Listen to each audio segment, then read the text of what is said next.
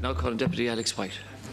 My two colleagues have dealt with the technical group motion. I think have been reasonably critical of the technical group in relation to their bringing forward this motion. I'm not going to repeat any of the things they've said, nor am I going to, on this occasion, add to that criticism, because I think, in fact, what the technical group have done is actually helpful. I think there's no reason at all why there shouldn't be debate in this House about the need to change the way the House operates, to change the practices that are there for perhaps decades, and, as Deputy Murphy was saying, to address the things that need to be changed. I have no problem with that debate, and I have no problem with the technical group raising these issues here this afternoon. I mean, the point has been ventilated already in relation to the whip system. I'm just not going to repeat it, other than simply just to pose this question.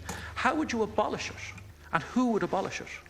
Who gets to abolish the political parties? How can the Dáil determine that people can't come together in a voluntary way in a political party and make decisions together, compromise even amongst one another, and then come into the House and vote in a particular way?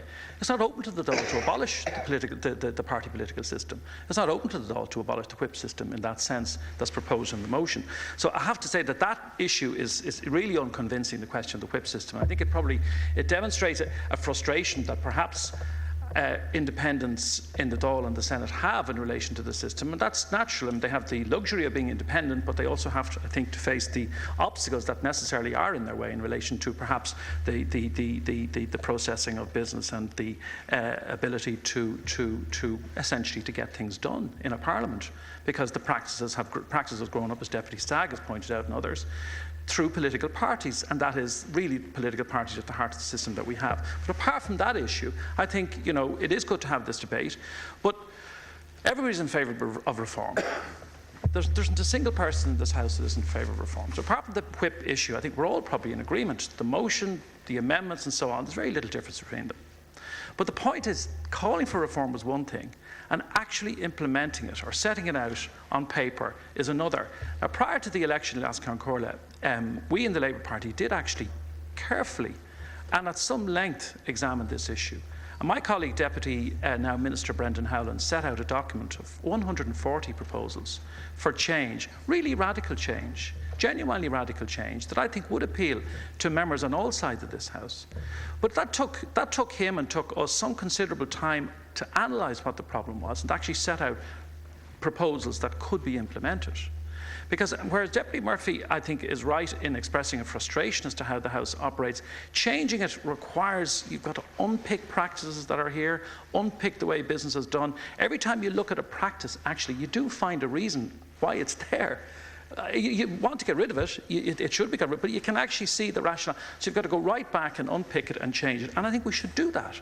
And every member of this House should be involved in that process. It shouldn't be just across this, it shouldn't really be the subject, it seems to me, of contentious debate. Certainly not the necessity for reform. Maybe some of the individual aspects of it people will differ on. But so therefore, I think Deputy Stagg is right to say, look, that process is ongoing. It is continuing. The impression shouldn't be given that it's a matter purely within the realm or the remit of the government to do this. The opposition parties have to be involved in it and should be involved, and I hope they will. I was struck by some of the debate on the others, I think the proposer of the motion. I think it was Deputy Catherine Murphy, who spoke more broadly about civic morality. I think was the phrase that she used, and I think that was a good one to put it to the heart of this debate, because a huge expectation of this Dáil amongst the people, amongst the electorate. Massive expectations, not just in terms of the economy and the principal issues that have to be addressed, but as to how we do our business. And people expect change, and they want to see it happening. And I think that's one of the reasons why it's good that we're proceeding with the Constitutional Convention. There's very little detail yet as to how that will actually operate, but I think that will be a real occasion and opportunity for us genuinely to examine the kind of republic we have, the sort of changes we want to see in our republic, and I think that convention is a great opportunity for that. Can I lastly say this last Concordia in relation to committees? It's crucially important that the committees, and everybody keeps saying this, but I want to say it again because it's so important, that these committees are invested with true powers and are genuinely given an enhanced status in this place. And it shouldn't just be a question of rhetoric that the government will take committees seriously and will, as I'm sure they will, and will give added resources. We want to see this happening, because we as parliamentarians, we should be standing up for the Parliament and standing up for our independent role as parliamentarians, separate from the government, even if we support the government. We have a crucial role on behalf of the people who sent us here. And we are right to demand that the government should take the committees seriously, that they should obviously attend at them, that they should resource them, and that they should have an enhanced status. But we have a responsibility as well in relation to committees, in relation to how we conduct ourselves at committees, in relation to how we conduct the business at committees.